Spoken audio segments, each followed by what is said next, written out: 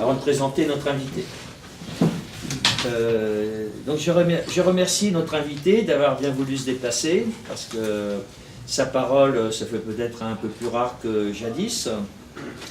Mais pour tout vous dire, donc j'ai fait la connaissance de M. Girondeau, hormis l'épisode où il a été délégué général de la sécurité routière, donc il y a longtemps, où il a mis en place la ceinture de sécurité et les limitations de vitesse.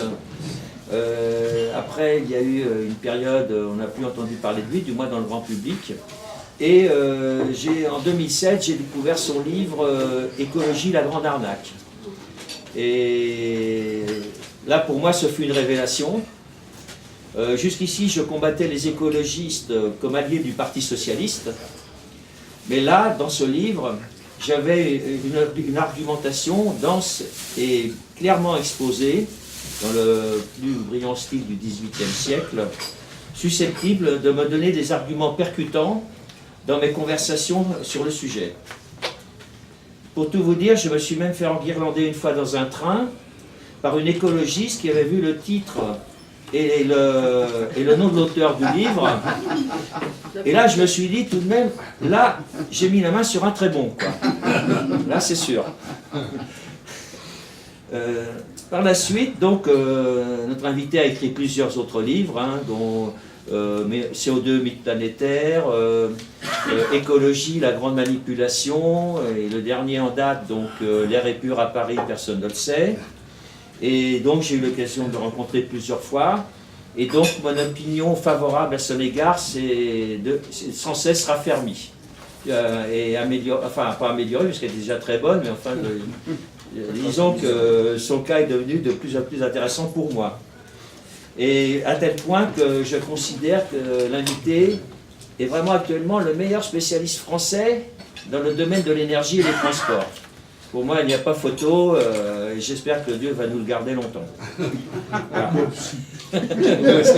Voilà, nos intérêts se rejoignent. Ils ne sont pas antagonistes. Ils ne sont pas antagonistes. Ça fait partie de l'intérêt général. Hein, on est bien d'accord. C'est pourquoi, face à la désinformation permanente venant des tenants de la religion verte dans les médias, face à un sujet dont l'enjeu est, à mon avis, mais l'invité va peut-être, comment dirais-je, mettre à jour nos connaissances dans le domaine, le sujet vaut au moins 30 milliards d'euros par an de dépenses inutiles, à mon avis. C'est ce que l'invité signalait déjà dans un livre, dans son premier livre, donc en 2007. Donc, alors, je ne sais pas comment évoluer ce chiffre, mais à mon avis, il ne doit pas être inférieur. Voilà.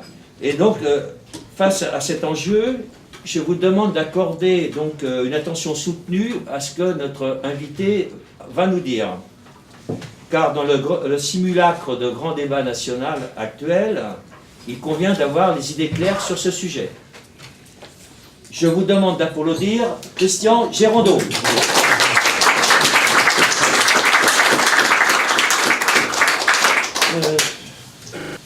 Merci beaucoup pour ces paroles trop élogieuses. Je vais quand même essayer d'abord de clarifier l'objet de cet exposé. Je ne sais pas très bien quel était le but initial, mais je pense que finalement, je vais vous parler de deux de mes ouvrages récents, tout simplement parce qu'ils traitent de deux sujets différents. Alors, vous avez mentionné le plus récent qui s'appelle « L'air est pur à Paris ». C'est un ouvrage qui traite de l'air que nous respirons. Et puis, un autre ouvrage, qui lui est un peu plus ancien, mais pas beaucoup, c'est « Climat à la grande manipulation », qui traite, le sous-titre montre, « CO2, catastrophe ou bienfait ». Ce sont donc deux sujets qui apparemment sont quand même très différents, parce qu'il y en a un qui va parler de l'air que nous respirons, la pollution locale, et l'autre des phénomènes climatiques qui sont liés, dit-on, à la présence du CO2 dans l'atmosphère. Alors je vais commencer par le premier, le plus récent, l'air est pur à Paris. C'est un sujet que j'avais déjà examiné il y a quelques années, et puis pour des raisons diverses, au début de l'année dernière, je me suis dit, où en est-on en ce qui concerne la pollution? Et il y a deux manières de voir. Il y a d'abord la source et puis le résultat. Les sources, qu'est-ce qui pollue? Alors, qu'est-ce qui pollue? Il y avait trois grandes sources. Les usines. Moi, j'ai connu ça dans mon enfance. Les usines crachaient, c'était pas beau, c'était orange, c'était vert, c'était n'importe quoi. Mais on les voyait très bien sur le ciel de Paris. Bon, les usines ont disparu, ce qui reste sont dépolluées. Donc maintenant, les usines ne polluent plus.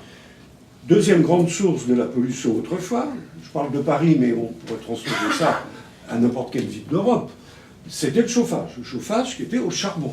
Moi, j'ai connu ça, je suis d'une génération ancienne, on se chauffait, on se secouait, là c'était assez difficile d'ailleurs, le grime sur lequel le charbon, et tout ça crachait une fumée noire, qui a disparu, puisque maintenant on ne se chauffe plus comme ça, on se chauffe soit au gaz, soit à l'électricité, donc il n'y a plus de pollution due au chauffage. Alors qu'est-ce qui reste? Il reste les véhicules, les voitures. Bon, c'est vrai que les voitures, on entend polluer. On se souvient tous, à nouveau, quand on monte, il faut monter assez loin quand même, des véhicules diesel qui crachaient, une espèce de rejet noirâtre. Mais que s'est-il passé pour les véhicules? Alors il s'est passé quelque chose que nous savons tous, c'est qu'il y a eu des normes qui ont commencé il y a plus de 20 ans. On les appelle les normes Euro. Alors il y a eu Euro 1, Euro 2, on en est à Euro 6. Et ces normes sont extrêmement contraignantes. Autrement dit, les véhicules qui sortent aujourd'hui n'ont, de ce point de vue-là, et d'autres points de vue d'ailleurs, plus rien à voir avec les véhicules il y a 30 ans. Pour vous donner des ordres de grandeur, alors ça dépend des produits. Mais il y a d'abord des produits pour lesquels la réduction est infinie. Ça veut dire quoi? Ça veut dire qu'il n'y a plus du tout d'émissions. Ça, alors là, c'est très clair. Il n'y a plus d'émissions de soufre, puisqu'il n'y a plus de soufre dans le carburant diesel, et il n'y a plus d'émissions de plomb, puisque tout le monde sait très bien qu'on fait de l'essence sans plomb, et qu'il n'y a plus de plomb dans l'essence de nos voitures. Donc voilà deux des principaux polluants. Il ne faut pas oublier que le soufre, plutôt les oxydes de soufre, c'est ce qui a causé le smog à Londres, ou à Paris, mais à Londres, il y a eu 5000 morts, et plutôt 10 000, il y a une cinquantaine d'années, à cause du smog. Bon, mais c'est fini, il n'y a plus de soufre, il n'y a plus de plomb, donc ils ont entièrement disparu. Et puis quand on regarde les autres produits, on a 6 ou 7 au total, les divisions des émissions, ça varie, c'est par 60, c'est par 10, quelques-unes c'est par 5, mais au total, c'est une quasi-disparition des polluants à la sortie des pots d'échappement. Alors à ce moment-là, on se pose la question, on s'est dit, mais attendez, les usines ne polluent plus, elles sont parties, ou elles ne polluent plus. Les bâtiments, le chauffage, là aussi, ça a disparu. Les voitures, ça a disparu. Alors que se passe-t-il? Alors c'est là où j'ai été amené à rédiger ce petit ouvrage, parce que je dois dire que j'avais suivi le dossier, mais je n'imaginais quand même pas qu'on en était là. Pratiquement, il n'y a plus rien dans l'air que nous respirons. On voit que, bien entendu, il n'y a plus de soufre, il n'y a plus d'oxyde de soufre, il n'y en a plus dans le gasoil, il n'y a plus de plomb, mais je donne simplement des ordres de grandeur, là. Pour ce qui est du monoxyde de carbone, la division a été par 8. Pour ce qui est du benzène, c'est par 6. Pour ce qui est des particules, c'est par plus de 10, on va en parler. Et donc, c'est logique, maintenant quand on regarde ce qui reste dans l'air, il ne reste pratiquement plus rien comme pollution. Ce ne sont pas du tout mes chiffres. Moi, j'ai simplement regardé l'organisme qui s'occupe de cette pollution, qui s'appelle Airparif. J'ai été regarder les rapports d'Airparif. Alors, il y a une centaine, peut-être 150 pages, bon, il faut les lire, mais c'est assez vite trouvé de voir l'évolution des différents polluants. Et donc, on est devant une série de quasi-disparitions totales, une quasi-disparition. Le seul problème, c'est que, simultanément, au milieu de l'année dernière, j'ai fait faire un petit sondage d'opinion. À votre avis, comment évolue la pollution dans nos villes? Alors, le résultat est absolument extraordinaire, parce que les gens qui savent qu'on est en diminution rapide, c'est 1%. Et 1%, qu'il y a toujours une marge d'erreur de 1% dans les sondages. On n'est même pas sûr que ce soit vraiment 1%. Et alors par contre, oui, alors il y en a 2% qui dit qu'elle diminue un peu, bon c'est pas trop mal, ça fait 3%, Mais alors par contre, 63%, la pollution augmente beaucoup, 25%, elle augmente assez. Bon, on est donc dans une situation de désinformation absolument stupéfiante sur un problème qui n'est pas un petit problème. Parce que c'est toute la vision, j'allais dire presque du monde, qui transparaît à partir du moment où le progrès étant ce qu'il est, on arrive au résultat brillant que l'air est de plus en plus pollué, ben le progrès ne vaut plus rien. Et puis ça montre bien qu'il y a des industries qui ne font pas leur travail, etc. Alors comment expliquer ce degré invraisemblable de désinformation? Parce qu'encore une fois, je le répète, tous les chiffres qui figurent dans ce petit ouvrage sont des chiffres officiels. D'ailleurs, personne ne les a contestés, et surtout pas Airparif, puisque c'est Airparif qui les donne. Alors comment expliquer cette désinformation? Eh bien, c'est que nous avons affaire ce que je vais appeler une sphère publique, un univers public. Je mets là-dedans les ministres, les ministères et un certain nombre d'organismes spécialisés qui désinforment systématiquement et sciemment pour faire croire que tout va mal. Alors, quelques exemples. Vous avez tous entendu parler des pics d'alerte. Donc, quand il y a alerte, les plus récents, c'est alerte aux particules. Alors ça vaut le coup d'y réfléchir un peu. Donc on vous dit, tel jour, il y a trop de particules. Alors je vais vous dire ensuite quel est ce niveau de trop de particules. Mais les particules, c'est des particules fines, c'est potentiellement dangereux pour la santé, et ça agit exactement comme le tabac. Mais en tabac, c'est aussi des particules qui peuvent être dangereuses. Et est-ce qu'on va vous dire, vous fumez trop tel jour, donc là, il y a danger? Bien entendu, non. Le danger de ce qu'on peut absorber en fumant, il apparaît 20 ou 30 ans après. Parce que, heureusement, tous les jeunes qui fument, ils ne vont pas mourir sur le coup. Ils meurent 20 ou 30 ans ou 50 ans après, et certains, heureusement, ne meurent pas. Donc, ce sont des particules, des dangers à effet très lointain. Donc, quand on vous dit, le mardi, je ne sais pas quoi, 23 octobre, il y a un seuil, et on vous dit, ne prenez pas votre voiture, c'est complètement idiot. Et d'ailleurs, nous sommes le seul pays au monde à mettre des alertes aux particules. Tous les organismes scientifiques vous disent ce qu'il faut faire, comme pour le tabac, c'est diminuer la consommation moyenne sur l'année. Mais que vous fumiez votre cigarette le 23 octobre ou le 4 janvier, c'est absolument pas le problème. Le problème, c'est la quantité moyenne. Donc, on a déjà assumé, en ce qui concerne ces alertes, quelque chose qui est, je ne sais pas, j'irais presque un péché contre l'esprit. Ça n'a aucun sens de sonner le tocsin un tel jour. Alors, ce qui est en plus amusant, à quel niveau va-t-on sonner le tocsin? Alors, ceux qui ont lancé cette idée de mettre des alertes pour des particules qui ont un effet 20 ans plus tard, ou si c'est pas plus, on dit, bon, on va choisir un niveau suffisamment bas pour qu'il y ait des seuils d'alerte qui soient déclenchés et qu'on dise à tout le monde, ne prenez plus votre voiture, vous roulez un jour sur deux, vous avez le droit à une vignette, enfin... Donc ils ont choisi un seuil, alors ça vous dit rien moi non plus d'ailleurs, mais je vous donne le chiffre, 120 microgrammes par mètre cube. Bon, c'est pas beaucoup, hein, mais 120 microgrammes par mètre cube. Alors ça a marché une fois, parce qu'une fois, on a dépassé le seuil de 120 microgrammes par mètre cube.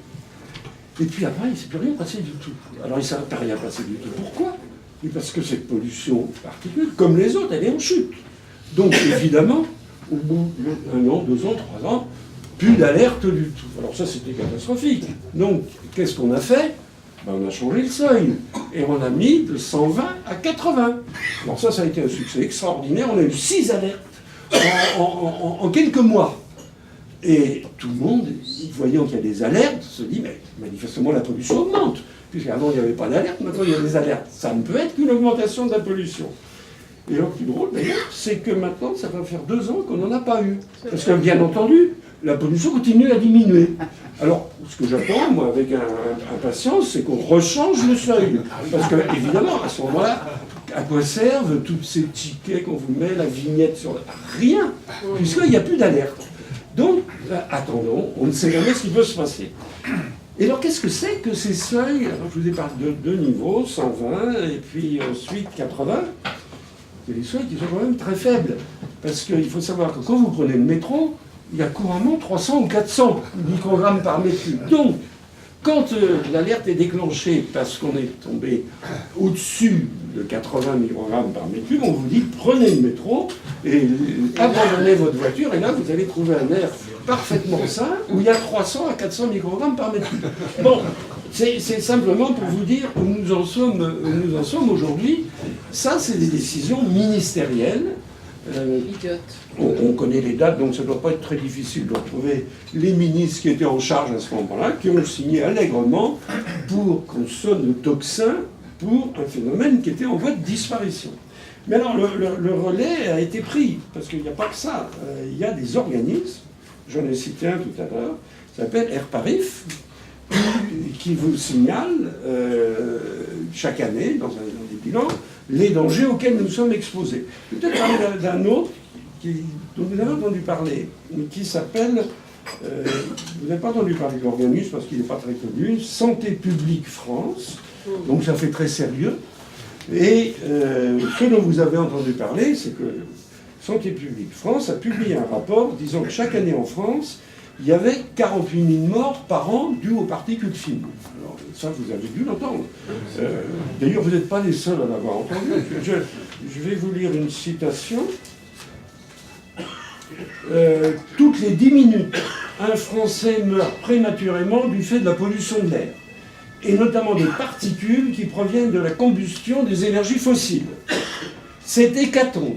C'est 48 000 décès par an. C'est plus que tous les accidents de la route, tous les suicides, tous les meurtres, toutes les noyades, tous les accidents domestiques réunis. De qui est cette déclaration ? De M. Emmanuel Macron, dans son discours en réponse aux Gilets jaunes. C'est quand même extraordinaire. Alors, la curiosité poussant, j'ai cherché à analyser cette étude qui aboutissait aux chiffres invraisemblables, complètement invraisemblables. 48 000 morts par an, c'est 12% des morts en France, imputable à une pollution qui a disparu. Donc là, il y a comme un problème. Alors, vous voyez une étude, enfin moi je l'ai analysée, ça vaut le coup, parce que c'est surréaliste du début à la fin. Alors d'abord, on vous dit qu'il faut vous aligner sur les communes de campagne qui ont le moins de pollution. C'est une bonne idée, et, sauf qu'ils ont publié la carte. Et alors vous apercevez, on ne peut pas la montrer là, c'est dommage, c'est toutes les communes des Alpes et des Pyrénées qui sont à 2000 mètres d'altitude. Donc, on commence par vous dire, c'est ça qu'il faut viser comme objectif. Je signale que le même rapport dit que nous respectons parfaitement les valeurs européennes. Bon, mais comme il faut arriver à ce que tout le monde ait un air aussi pur que les communes des Alpes et des Pyrénées, pas du tout celles de Bretagne, qui sont probablement très polluées, mais les Alpes et donc on commence déjà par se fixer un objectif invraisemblable. Et puis ensuite, on ne regarde pas l'évolution, et donc toutes les hypothèses reposent sur l'état de la pollution il y a plus de 10 ans. Mais depuis plus de 10 ans, à Paris, il y a 2 fois moins de particules. Donc, voilà un deuxième biais, et qui arrive au résultat absolument extraordinaire, qu'il y a 48 000 morts par an pour une pollution qui a pratiquement disparu. 2 chiffres, à Paris, on a 12 microgrammes par mètre cube en moyenne. Je vous rappelle les microgrammes par mètre cube. À la campagne, on a 10. Bon, écoutez, entre 12 et 10, c'est quand même pas une énorme différence. Donc on a pratiquement le même air qu'à la campagne, aujourd'hui, à Paris. Et ce qui est plus extravagant, c'est qu'à nouveau, je reviens à Paris, ils ont publié l'évolution des particules depuis 1950. Et en 1950, la densité, c'était 200 microgrammes par mètre cube. Donc, on est passé de 200 microgrammes à 12 microgrammes, et on a 48 000 morts aujourd'hui. Donc la conclusion absolument évidente, c'est qu'en 1950, tous les Parisiens devaient mourir avec une exposition aux particules qui était à peu près 20 fois celle que nous avons aujourd'hui. Donc on lit ça. Puis alors, ce qu'on lit aussi, c'est que la situation est très grave en France, mais il y a des rapports, je ne sais pas si vous allez le voir quand même. Voilà, au niveau mondial, c'est un rapport de l'Organisation mondiale de la santé. Je monte là. Alors en rouge, c'est des endroits où il y a beaucoup de particules dans l'air. Alors je ne sais pas si vous voyez où ça se situe. Ça se situe au Sahara. C'est des endroits où, alors là, il y en a 100 ou 150 microgrammes par mètre cube. Et c'est pour ça que les Touaregs se promènent toujours avec quelque chose pour respirer. Non, mais et que vous avez, mais c'est absolument exact, vous avez très souvent un nuage de poussière dans le Sahel qui est très mauvaise probablement pour la santé, mais qui est quand même 10 à 15 fois celui que nous avons à Paris. Et donc, et comme Paris n'est pas une exception, puisque dans tout le monde occidental, comme les voitures ont fait exactement la même évolution, et les camions aussi, je ne parle pas des camions, mais c'est pareil, on a la même chute des pollutions aux particules et à d'autres. Donc, on est dans une situation quand même assez étonnante, où on avait 20 fois plus de particules il y a quelques dizaines d'années, on en a 10 à 15 fois plus. Alors, la ville la plus polluée au monde, je crois que c'est Riyad, mais c'est pas parce que les Saoudiens ont beaucoup de voitures, parce qu'elles sont dépolluées, c'est parce qu'ils sont dans le désert. Et donc, ils ont une concentration extrêmement élevée. Donc, on a là un exemple quand même assez flagrant de n'importe quoi. Enfin, 48 000 morts par an, ça n'a aucun sens. Je signale que le même organisme, l'Organisation mondiale de la santé, a une branche qui s'appelle le Centre international de recherche sur le cancer, qui dit que le nombre maximum en France de cancers dus à l'air extérieur est de 1500, toutes causes confondues. Donc ça veut dire que même s'il y en avait une partie qui était due à la pollution automobile, qui est en voie de disparition, il ne peut pas y en avoir 48 000. Et bien c'est ce chiffre qui est répété par le président de la République, bien entendu par le ministre de l'écologie et par toute l'administration. Je pense que personne n'a jamais été vérifié ce qu'il y avait dans ce rapport qui ne tient pas debout. Mais alors, c'est pas les seuls, parce que Air Paris fait pas mauvais non plus. Air Paris vous dit il y a 1 300 000 franciliens, dont vous devez faire partie d'ailleurs, surtout les Parisiens, qui sont exposés à des dioxydes d'azote, peu importe, des oxydes d'azote, qui dépassent les valeurs limites fixées par l'Union européenne. Alors évidemment, c'est 1 300 000, c'est quand même très impressionnant. Et ça aussi, c'est repris par tout le monde, par Madame Hidalgo, mais ce n'est pas une question de coloration politique, tous les élus reprennent ça. Simplement, ils n'ont pas lu le rapport d'Air Paris, qui est quand même très intéressant. Parce que il faut savoir qu'il y a 2 catégories de postes d'observation de la pollution de l'air.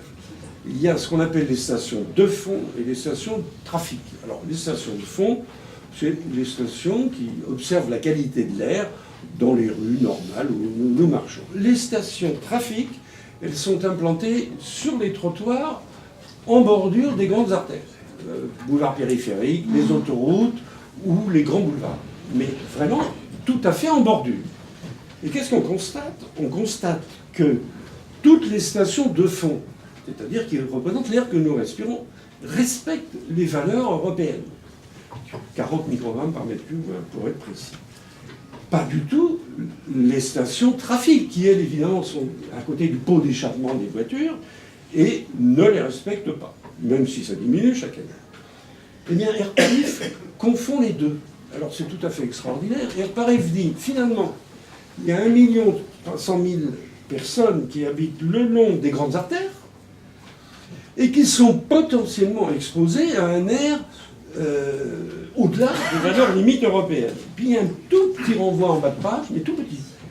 Ceci suppose que les intéressés respirent, soit vivent en permanence au droit de leur domicile. Donc, ça veut dire que le 1 300 000 personnes est supposé, 24 heures sur 24, 365 jours par an, sur le trottoir de leur domicile, respirer l'air de la circulation. Alors, bien entendu, c'est un mensonge caractérisé, parce que c'est évident qu'on n'a pas encore trouvé une seule personne qui, 365 jours par an, respire exactement sur le bord des autoroutes ou du boulevard périphérique. Donc, on a affaire à un mensonge caractérisé. Eh bien, c'est un deuxième mensonge parfaitement clair, signé par le président de cet organisme, un ancien député écologiste, et qui dit qu'il y a 1 300 000 personnes qui respirent un air au-delà des valeurs limites de l'Union européenne, comme si ces 1 300 000 personnes résidaient en permanence sur le trottoir à respirer l'air du pot d'échappement des voitures. Sur le trottoir. Oh, bon, je ne sais pas si couché ou pas couché, mais en tout cas, on a là un deuxième exemple, il y en a d'autres, hein, mais qui sont absolument flagrants de mensonges caractérisés. Alors, voilà ce qui explique qu'on déclenche des fausses alertes. on vous explique qu'il y a 48 000 morts par an, c'est le président de la République qui le dit, donc c'est forcément vrai, et puis qu'il y a 1 300 000 personnes qui respirent un air qui est très dangereux, et on arrive au résultat brillant que je vous ai signalé tout à l'heure, c'est que la quasi-totalité des Français pensent que l'air est de plus en plus pollué. Alors c'est assez intéressant parce que ça pose un certain nombre de questions. Bon, d'abord, c'est clair qu'on a une administration, une sphère publique dévoyée, et encore, c'est un terme très faible, qui a été prise en main totalement par les mouvements écologistes. C'est très clair, il suffit de voir le parcours de leurs responsables, qui bénéficient de crédits considérables. Bon, Air Paris doit avoir 80 salariés, et puis il y a 20 organismes en France, dans toutes les régions, il y a d'autres organismes qui sont analogues à Air Paris, au total ça fait 1 millier de fonctionnaires, et qui tous, je vous répète, présentent les choses d'une manière telle que tout le monde est persuadé que l'air est de plus en plus pollué. Ce qui est curieux d'ailleurs, c'est que j'y reviendrai peut-être, c'est pas un phénomène uniquement français. Le maire de Londres, comme Madame Hidalgo, veut restreindre la circulation au cœur de Londres pour le bien-être de la santé des londoniens. Alors que, bien évidemment, les mêmes causes produisant les mêmes effets, c'est pas difficile de comprendre que l'air de Londres est exactement aussi dépollué que celui de Paris. Alors, donc on a une sphère publique qui a été prise en main. Peut-être y a-t-il, même sûrement, au sein de cette sphère publique, des gens honnêtes qui disent ben oui, mais qui se contentent de faire les relevés. D'ailleurs, j'ai cherché une seule citation de tous ces organismes disant que la qualité de l'air se détériorait. Ils ne le disent pas, ils ne peuvent pas. Mais toute leur communication est faite pour qu'on croie qu'elle se détériore. Mais on ne pourra pas, et ça va même plus loin. Ils disent que la qualité de l'air s'améliore, mais en tout petit caractère. Alors ça prend un petit paragraphe, et puis ensuite, vous avez 80 pages qui vous montrent qu'on va au cataclysme. Donc, on a cette situation tout à fait étrange. Mais il y a beaucoup plus étrange que ça. C'est que ces normes, donc, plutôt cette conviction dont on parle, entraîne une politique nationale et européenne très lourde de conséquences. Les voitures diesel sont en train de disparaître, alors qu'elles ne polluent absolument plus, y compris pour les particules. Les normes sont les mêmes pour les voitures à essence et les voitures diesel. Elles consomment moins, tout le monde sait que le diesel consomme moins que l'essence. Donc, il n'y a pas la moindre logique. Mais il y a une certaine logique quand même, c'est que l'ADEME, que je reproduis ça dans le petit opuscule, l'ADEME, en couverture, vous montre des voitures diesel recrachant une fumée noire par leur pot d'échappement. Et puis la fumée noire, elle est bien noire. Hein. Ça fait plus de 20 ans qu'il n'y en a plus. Et ben, ça fait rien, il y en a encore sur la lettre. Pardon ? L'Euro 6, il n'y a pas 20 ans. C'est pas il y a 20 ans. Bon, écoutez, en tout cas, des fumées noires à la sortie. Moi j'en avais une. Attendez, on parlera tout à l'heure. Peu importe. Alors, mettons que... les questions, Oui. Mettons que ce soit... Mettons que ce soit 10 ans, je vous l'accorde volontiers, mais en tout cas, ça n'a plus rien à voir avec ce qu'on a connu il y a 20 ans, ou ce qu'on a connu, ou ce que connaissent encore des pays en voie de développement, où effectivement les voitures fument. Il n'y a plus de fumée. Bon, alors, les conséquences, c'est qu'on va développer les voitures électriques. Alors, les voitures électriques, c'est très séduisant, à quelques nuances près, c'est que c'est une voie sans issue. Alors, vous me direz pourquoi c'est une voie sans issue ? Parce qu'il y a quand même un mystère chez les vendeurs de voitures électriques, c'est qu'ils oublient, ils vous donnent la longueur, la largeur, la puissance, ça marche très bien les voitures électriques. Ils oublient généralement de vous dire combien il y a de batterie à l'intérieur. Alors c'est extrêmement simple. Il faut savoir que la Tesla, ancienne, celle qui est sortie il y a 3 ans, il y avait 800 kg de batterie dans la voiture, pour qu'elle puisse faire 300 km. Alors on a progressé. Maintenant, vous voyez les voitures où on vous dit que le rayon d'action est 400, enfin la distance franchissable est 400 km, ben c'est très simple, elles ont 400 kg de batterie. C'est une règle. Donc, c'est quelque chose d'ahurissant. Parce que, évidemment, pour faire 400 km avec des gasoils ou de l'essence, pas besoin de 400 kg, 400 litres d'essence ou de... Donc, et ça, c'est que s'il ne fait pas trop froid, et s'il n'y a pas trop de pente, et si on ne roule pas trop vite. Donc, eh bien, on ne jure maintenant que par la voiture électrique. Alors, quelles sont les premières victimes? Alors, ce qu'il faut savoir aussi, c'est que dans une voiture électrique, la batterie coûte aussi cher que la voiture. Donc, grosso modo, c'est 2 fois plus cher, peut-être pas tout à fait 2 fois, mais pas loin d'être de la capacité égale qu'une voiture classique. Quelles sont les conséquences? Et j'en viens à la conclusion sur cette partie-là. Qu'est-ce qui va se passer? Comme il y a des normes qui ont été fixées de réduction des émissions de CO2, ce sera la transition avec la deuxième partie, les constructeurs automobiles, et en particulier les constructeurs allemands, sont obligés de revoir tout leur plan de production. Parce qu'ils ne peuvent pas respecter les normes moyennes qui ont été fixées par l'Union européenne sans passer aux voitures électriques. En oubliant d'ailleurs qu'en Allemagne, par exemple, l'essentiel de l'électricité est fait à base de charbon ou de lignite. C'est-à-dire que la voiture, elle ne rejettera pas de CO2, mais pour faire l'électricité qu'elle va utiliser, il va falloir en rejeter du CO2. Mais ça, on l'a oublié. Bon, donc, ma conclusion, et ça, je pense que c'est le plus important, c'est qu'il y a des grands absents dans ce débat. Bon, il y a les écologistes, il y a les gouvernements, il y a l'administration nationale, les observatoires, il y a l'administration bruxelloise, bien sûr, européenne. Mais qu'est-ce qu'on n'a jamais entendu dans ce débat? C'est tout simplement les constructeurs automobiles et l'industrie pétrolière. Alors ça, c'est extraordinaire, parce que c'est eux les victimes. Et ça va leur coûter des dizaines de milliards d'euros. Et c'est eux qui ont dépensé déjà des sommes considérables pour que les voitures soient dépolluées. Et l'air est dépollué, puisque les voitures, encore une fois, ne polluent plus.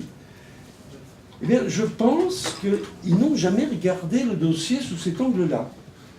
J'en suis arrivé à en penser qu'ils n'ont pas une personne qui soit au courant de l'évolution de la qualité de l'air. Ils sont très forts pour savoir ce qui sort des moteurs, mais comment se fait-il qu'ils n'aient jamais rien dit sur quelque chose d'invraisemblable? C'est que la pollution ayant disparu, tout le monde est persuadé qu'on n'a jamais été autant pollué. Est-ce que vous avez jamais entendu les constructeurs automobiles ou les pétroliers dire quelque chose de très simple, dire que l'air est dépollué? Ils ont été à mes yeux, tellement intoxiqués par la pensée unique que je me demande s'ils le savent. Et je n'en suis pas sûr du tout. Ce qui est quand même invraisemblable, parce que c'est des centaines de milliers d'ingénieurs, mais je pense qu'il n'y en a pas un qui a jamais regardé les rapports d'Air Paris pour dire, mais attendez, on pourrait faire savoir, à défaut de s'attaquer au problème du changement climatique, faire savoir ce qui est rendu public. Il suffit de lire les publications officielles, que l'air est dépollué, que finalement on a réussi, nous les pétroliers et nous les constructeurs automobiles, on a réussi ce qu'on nous demandait, à savoir que les véhicules ne polluent plus. Je n'ai pas encore entendu ni l'industrie pétrolière, ni l'industrie automobile tenir ce langage. Alors, est-ce que ça va changer? Peut-être. Peut-être. Il y a quand même des choses qui se passent. Alors, là, j'ai pris ça tout à l'heure, déclaration de M. Tavares. Il l'a dit, oui. Il y a 2 jours. Alors, il ne dit pas encore ça. Il dit, on est en train de mettre le diesel par terre et c'est une idiotie. Alors, je signale qu'accessoirement, c'est probablement 30 000 emplois qui vont disparaître en France. On n'en a pas vraiment besoin. Mais la déclaration de M. Tavares, que vous avez donc, certains d'entre vous noté, elle date d'il y a 2 jours, il dit, mais c'est une catastrophe, etc. Oui. Il n'a pas utilisé le véritable argument. C'est que l'air est dépollué. Donc, tant qu'ils parleront de leur moteur, ils parleront de ce qu'ils font, sans dire ce qui est le résultat, c'est-à-dire que l'air est dépollué, je pense qu'ils ne gagneront pas. Parce qu'il y aura toujours une multitude de sources, à commencer par le président de la République, pour dire exactement le contraire. Et on a eu un phénomène un peu analogue avec le patron de Total, Patrick Pouyanné, qui a été vigoureusement attaqué par une secrétaire d'État, je ne sais plus laquelle, parce que Total a découvert du pétrole au large de l'Afrique du Sud. Non, c'est du gaz, c'est pas du pétrole. Alors, mettons du gaz, je suis tout à fait d'accord, du gaz, même si le gaz, oui, mais c'est très bien d'avoir Il y une a souvent du précision. pétrole près du Mais gaz. non, c'est pas Il y a grave. souvent du pétrole près du gaz. Non, mais Voilà, c'est du gaz. alors du gaz. D'accord. Alors, je suis d'accord pour le gaz. Et un gisement, paraît-il, extrêmement prometteur. Et la secrétaire d'État de notre gouvernement dit, mais c'est un scandale, il faut le laisser sous terre. Non, mais sous terre et sous la mer, puisque c'est au large. Et là, M. Pouyanné, j'étais assez content, l'a renvoyé dans ses buts en lui disant que d'abord en France, il y avait beaucoup d'addicts aux produits pétroliers. Regardez ce qui s'est passé avec les Gilets jaunes. Et puis qu'en Afrique du Sud, qui était un pays pauvre, ils seraient très contents d'avoir de l'énergie à leur disposition. C'était une très bonne nouvelle pour l'Afrique du Sud. Donc, deux responsables de très haut niveau, l'un de l'industrie automobile, l'autre de l'industrie pétrolière, très haut niveau, manifestement sont sensibilisés à la question. Je n'ai pas encore entendu ni l'un ni l'autre, mais on va essayer de le faire, dire, écoutez, vous nous avez demandé quelque chose, on a réussi, l'air est dépollué. Combien de temps faudra-t-il pour que l'opinion publique bascule? Alors, tout de suite, si on ne fait rien, elle ne basculera pas, puisqu'elle entend dire, y compris par les plus hautes autorités, par les organismes officiels, qu'on vous sort toujours des rapports co-signés. Oui, celui qui dit qu'il y a 48 000 morts, il est co-signé par 17 auteurs différents. Ce sont des professeurs, qui sont des docteurs, etc. Et vous allez, qui n'êtes rien du tout, vous allez dire que c'est faux. Donc, on a cette situation. L'espoir, on peut toujours dire d'espoir, c'est que d'une part l'industrie pétrolière, d'autre part l'industrie automobile se réveillent et comprennent dans quel traquenard ils sont finalement tombés. Alors ça va faire la transition, alors je ne sais pas, parce que... Allez-y. Regardez, bon, alors, faire la transition avec mon livre qui était en fait plus ancien, qui lui traite du climat. Parce que c'est exactement pareil. C'est-à-dire que c'est exactement une désinformation organisée, cette fois-ci au niveau international, mais bien entendu relayée au niveau national, qui nous explique qu'il y a une catastrophe qui se produit. D'ailleurs, il y a de plus en plus d'inondations, de sécheresses, de tornades, le niveau de la mer monte, enfin tout ça, nous allons à la catastrophe, et donc il faut réduire, et ça c'est dû aux activités humaines, et notamment au gaz carbonique, le CO2. Donc il faut réduire nos émissions de CO2. Alors, il y a... bon, est-ce que c'est fondé ou pas? À la limite, je dirais que c'est même pas la question. La question, c'est est-ce qu'on peut agir sur le CO2 qui est autour de nous? Alors d'abord, il faut quand même rappeler que s'il n'y avait pas de CO2, on ne serait pas là. Hein, parce que le CO2, c'est l'organe, le matériau central de la photosynthèse, c'est-à-dire de l'opération assez miraculeuse qui permet aux plantes de se développer. C'est-à-dire qu'il faut du CO2 dans l'atmosphère, sous l'influence du rayonnement solaire, ça me permet, avec de l'hydrogène, de créer des hydrocarbures, en tout cas de créer les plantes dont nous vivons. Et s'il n'y avait pas de plantes, il n'y aurait pas d'animaux, il n'y aurait pas de vie sur Terre. Donc on est très content d'avoir du CO2. Maintenant, est-ce qu'on peut agir sur la masse de CO2 qui est au-dessus de nous? Alors là, il se passe un problème assez curieux. Je vais exprimer dans une phrase. On a confondu le flux et le stock. Alors, qu'est-ce que ça veut dire? Ça veut dire que le stock de CO2 qui est au-dessus de nos têtes, il est énorme. Alors, pour donner des chiffres, il faut quand même en donner quelques-uns, il y a 3200 milliards de tonnes. Alors, si vous mettez des zéros, ça fait énormément de zéros. Il est énorme, ce stock de CO2. Et encore une fois, heureusement qu'il est là. Est-ce que nous nous émettons? Alors, nous, la France, puis après ça, on parlera des autres pays, mais nous, la France, on émet 0,3 milliards de tonnes par an, dont la moitié, d'ailleurs, est absorbée tout de suite par les océans et par la végétation. Donc, notre contribution, nous augmentons chaque année de 1/20 millième le stock de CO2. Et si on parle des autres pays développés, le résultat est guère différent. Ça veut dire quoi? Ça veut dire que même si les pays développés arrêtaient d'émettre du CO2, disons, d'ici 2050, l'influence sur la quantité qui est au-dessus de nos têtes serait extrêmement minime. Si on arrêtait tout, ce qui est totalement impossible, elle serait de 3%. Et ensuite, on convertit ça avec les rapports du GIEC en changement de température. Et donc, ça donnerait, si on arrêtait complètement d'émettre du CO2, que la température en 2050 baisserait de 0,05 degrés centigrades. Alors, vous voyez tout de suite que c'est absolument énorme. Il faudrait mettre toutes nos économies par terre, et si on y arrivait, ce qui est absolument impossible, bien sûr, on baisserait la température de 0,05 degrés centigrades. Nous, la France, alors ce serait, évidemment, ce serait de 0,0002 degrés centigrades. Autrement dit, on n'y peut rien. Et qu'est-ce qui a fait...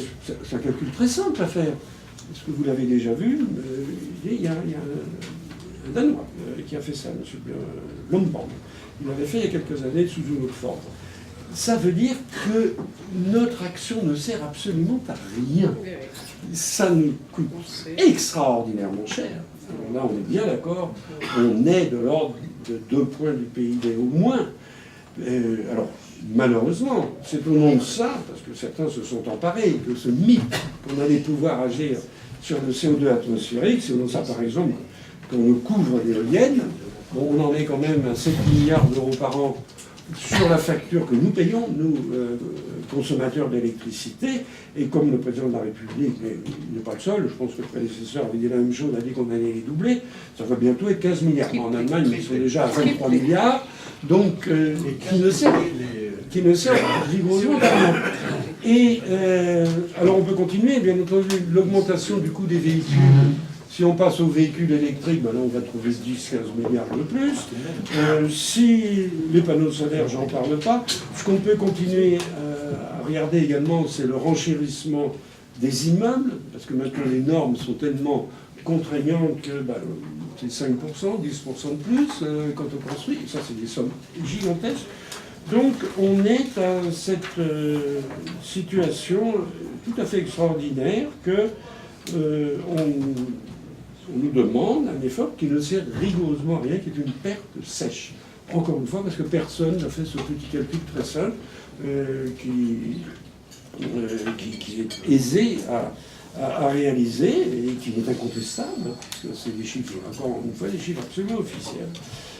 Il faut savoir que tout ça, on le fait en application de l'accord de Paris. Alors ça, c'est absolument extraordinaire. L'accord de Paris, c'est une des plus grandes mystifications qui ait jamais été faite. Parce que quel était le but? L'organisme qui est derrière tout ce mouvement au niveau international, c'est une émanation des Nations Unies, ça s'appelle le GIEC en français. Et le but de la réunion, on appelait la COP 21, à la fin de 2015, c'était de voir comment on allait diviser par 2 les émissions de CO2 de la planète. Diviser par 2 d'ici 2050 et puis les faire quasiment disparaître d'ici 2100. Alors qu'est-ce qu'on a fait? On a demandé à tous les pays du globe quelles étaient leurs prévisions.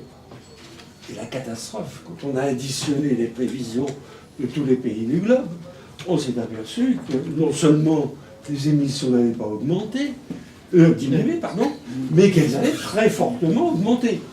Parce qu'il faut savoir que l'Inde, la Chine et l'Afrique construisent des centrales à charbon à tour de bras et n'ont pas du tout l'intention de s'arrêter. Même s'ils font par ailleurs un peu de panneaux photovoltaïques ou un peu d'éoliennes. Donc, comment s'en sortir quand les responsables du dossier se sont aperçus qu'au lieu de diminuer, les émissions allaient augmenter? Et alors là, il y a eu une entourloupe extraordinaire. On s'est mis d'accord, non pas sur le volume du CO2 qui allait être émis, mais sur l'augmentation de la température. Alors, tout le monde a été d'accord. Il fallait qu'on ait voté que la température du globe en 2100 n'augmente pas de plus, alors pour être précis, de 2 degrés par rapport à la température disons, d'il y a un siècle, c'est-à-dire d'1 degré par rapport à la température actuelle, et si possible encore moins. Donc on a vu tous les chefs d'État qui étaient là applaudir sur une décision majeure, on va limiter la hausse de la température. Mais dans le rapport de l'accord de Paris, il n'y a pas le mot CO2, pas une seule fois, parce que la Chine a dit si vous mettez quoi que ce soit sur le CO2, nous on part, on ne signe pas. Donc, c'est quelque chose, c'est une espèce de retour au Moyen-Âge. C'était au Moyen-Âge, bon, je sais pas, on faisait des processions pour qu'il pleuve, on en est à peu près là. Là, on a fait un vote pour que la température ne monte pas. Ce qui est plus extraordinaire, d'ailleurs, c'est qu'il est très probable qu'elle ne montera pas. Personne n'en sait rien, mais ça n'a évidemment aucun rapport avec les décisions, entre guillemets, de l'accord de Paris. Eh bien, nos responsables nous disent eh bien, il faut respecter l'accord de Paris, parce que ce que j'ai oublié, ce que je ne vous l'ai pas dit, c'est que ce total des prévisions qui avait augmenté très fortement, en fait, c'était la somme de deux blocs. Le bloc des pays développés et le bloc des pays en voie de développement. C'est les pays en voie de développement qui ont dit nous, on veut que notre population sorte de la misère, et il n'y a pas d'autre méthode que de consommer de l'énergie fossile, soit du charbon, soit du gaz, soit du pétrole. Mais les pays développés ont commis l'imprudence de dire nous, on va réduire les nôtres. Et en additionnant les deux, ça augmentait beaucoup. Mais nous sommes engagés, plus ou moins, à réduire nos émissions. Nous, qui est-ce que c'est les pays développés. Alors les pays développés, on en fait quand même assez vite le tour. Il y a, en dehors de l'Europe, vous avez l'Australie, le Canada, alors là ça consomme tour de bras. Bien entendu, ils ont des prévisions de réduction, mais ça n'arrête pas d'augmenter. Un problème, pour ceux qui connaissent un peu le Canada, un problème de M. Trudeau, qui s'est fait élire en disant qu'il voulait être vert, qu'il allait réduire les émissions. Il a oublié qu'il y avait l'Alberta. Alors l'Alberta, eux, ils produisent du pétrole, mais alors, en produisant le pétrole, parce qu'il faut l'extraire des roches, ça dégage énormément de CO2, ce qui fait que les émissions du Canada augmentent, bien entendu. Quant aux États-Unis, vous savez ce qui s'est passé. C'est que M. Trump est arrivé, et M. Trump, dans ce domaine, parle que de ce domaine, a d'excellents conseillers, que je connais bien, parce que c'est des professeurs d'université avec lesquels je suis toujours en contact, et qui ont été pris par M. Trump comme conseiller, comme directeur de l'agence EPA, l'agence de protection de l'environnement américaine, le ministère, si vous voulez, de l'écologie américaine, est entre les mains de gens qui savent que tout ça est impossible et qui annulent les mesures prises par le président Obama. Donc les États-Unis sont retirés. Alors vous voyez, l'Australie augmente, alors le Japon relance des centrales à charbon à tour de bras, parce qu'après Fukushima, ils se méfient un peu du nucléaire. Et donc, alors qu'est-ce qui reste? Il reste l'Europe. Alors nous, on dépense des milliards, des dizaines de milliards pour sauver la planète, chose qui n'a aucun sens, puisque nous ne pouvons avoir aucune influence réelle sur le stock de CO2. Et encore une fois, alors, même si on pouvait avoir une influence sur les émissions, l'Union européenne, c'est 1/10 des émissions mondiales. Donc vous voyez que même si on les supprimait, ça ne changerait absolument rien. Bien entendu, on ne pourrait pas les supprimer parce qu'il faudrait qu'on arrête de prendre la voiture ou l'avion ou d'importer des voitures, des marchandises par bateau. Donc, voilà le domaine. Alors, soyez certains que là aussi, on a une manipulation de l'opinion publique. Parce que si vous demandez à nos compatriotes, à votre avis, est-ce que l'accord de Paris autorise le développement des émissions de CO2 ? Ce qui est vrai, puisqu'on n'a rien dit à la Chine. On a dit, bon, vous avez fait vos prévisions. Ou bien est-ce qu'elle les interdit ?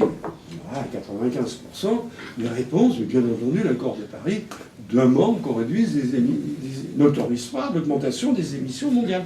Or, l'accord de Paris, c'est son seul résultat véritable. Il a autorisé les pays en développement à se développer, c'est-à-dire à augmenter leurs émissions. Alors voilà, si vous voulez. Alors maintenant, je terminerai là-dessus, j'ai peut-être déjà été très long. Alors, et maintenant, quel lien entre la première partie de mon exposé et la seconde, c'est-à-dire entre la pollution locale et les phénomènes éventuels de réchauffement climatique et le CO2. Alors, une petite histoire de ce petit livre, ce qui m'a incité à l'écrire, c'est quand j'ai appris que Madame Hidalgo allait en sortir un, qui est exactement le même format, et qui s'appelle Respirer. Alors, je dois dire que ça m'a énervé au plus haut point. J'ai appelé mon éditeur, c'était le 30 prend tout. Je lui ai dit, elle sort son bouquin fin septembre, nous aussi on en sort un. Bon, alors on l'a fait, et d'ailleurs, si jamais vous l'achetez, vous ferez une économie, parce que le sien est vendu 8 €, et le mien, mon éditeur m'a dit, il faut être moins cher, 7,90 €. Bon, donc là, il y a un gros effort. Mais, sous cette réserve que ce bouquin a été écrit en 3 semaines, mais évidemment, il y avait quand même le matériau nécessaire. Pourquoi? Qu'est-ce que dit Madame Hidalgo dans son petit livre, que je ne vous conseille pas d'acheter, sauf si vous voulez voir quelque chose de surréaliste? Elle écrit: le grand défi de la ville de Paris, celui auquel je tiens par-dessus tout, c'est de lutter contre le changement climatique. Et c'est pour ça qu'il faut supprimer les voitures diesel qui émettent des particules. Et c'est écrit noir sur blanc. Alors, j'ai vu ça, j'ai dit, mais c'est pas possible qu'on confonde quelque chose qui concerne toute la planète et les émissions des voitures diesel. Et ça m'a donné l'idée de faire un sondage d'opinion. Le sondage d'opinion, la question était très simple. À votre avis, est-ce que la pollution locale dans nos villes a une influence sur le réchauffement climatique? Eh bien, le pourcentage des gens qui ont répondu non, c'est 4%. 4%. Ça veut dire que la confusion est totale. Ben, évidemment, le citoyen de base, le CO, le CO2, le NO2, les particules, tout ça c'est un MAC, mais quand je dis citoyen, et même peut-être celui qui est chef de l'État, tout ça, c'est un mélange complet. Alors quelle est la conclusion que j'en tire personnellement? C'est que si on veut essayer de contribuer à faire cesser ces contre-vérités, pour ne pas dire ces mensonges, il faut d'abord s'attaquer à la pollution de l'air. Parce que là, on a l'appui involontaire de tous les organismes, des observatoires, qui donnent les relevés. Et que tant que nos concitoyens seront persuadés que l'air est de plus en plus pollué, c'est pas la peine d'essayer de leur expliquer que le changement climatique, c'est pas vrai, puisqu'ils confondent tout. Ils confondent la pollution de l'air dans nos villes et le CO2 qui, éventuellement, influerait sur le climat. Et ça, je pense que c'est une petite lueur d'espoir, c'est que c'est pas la peine de s'attaquer au mythe, c'est un mythe du changement climatique qui est dû aux activités humaines. Il faut d'abord commencer par faire savoir que l'air est dépollué dans nos villes, que la pollution a disparu. Alors, que ce soit un vaste challenge, je veux bien le croire, mais pour la première fois, il y a un document qui le montre, et qui n'est pas contestable, puisque j'ai reçu aucune protestation d'Air Tarif. Hein. Je vous signale d'ailleurs dans la revue Challenge à laquelle je suis abonné, il y a un article qui est une interview de la directrice d'Air Tarif, qui dit, ben oui, c'est vrai que la qualité de l'air s'améliore. Mais, enfin, et là, il y a des pourcentages qui sont cités, qui sont extrêmement impressionnants. Et elle dit, cette amélioration est due à 80% aux normes sur les véhicules automobiles. Donc, ils le reconnaissent, ils ne peuvent pas faire autrement. Et à partir de là, il me semble qu'on a un point de départ pour commencer, encore une fois, dans une première étape, à faire savoir que la pollution de l'air a quasiment disparu. Alors, en dernière page, d'ailleurs, c'est très curieux, il y a un indice visuel absolument évident. C'est la cathédrale Notre-Dame de Paris. Pas toute seule, mais la cathédrale Notre-Dame de Paris, elle a toujours été noire. On a des photos, elle a toujours été noire. Et là, le dernier avalement date d'il y a 25 ans. Et elle est toujours blanche. Elle est toujours blanche parce qu'il n'y a plus de pollution. C'est les mêmes particules qui vont salir à Notre-Dame de Paris et qui sont dans l'air où nous sommes. Et ce n'est pas seulement Notre-Dame. Nos villes n'ont jamais été aussi belles. Les villes que nous connaissions autrefois, elles étaient noires. Et quand on les nettoyait, quand on les ravalait, 6 mois après, il fallait recommencer. Ben ça, c'est très simple. On a les densités, et c'est là où on sait qu'il y avait 20 fois plus de pollution dans l'air, de particules, de suie, appelez ça comme vous voulez, qu'il y a 50 ans qu'aujourd'hui. Donc, voilà l'état du dossier, ce double dossier, avec ces deux facettes de la pollution locale et du changement climatique.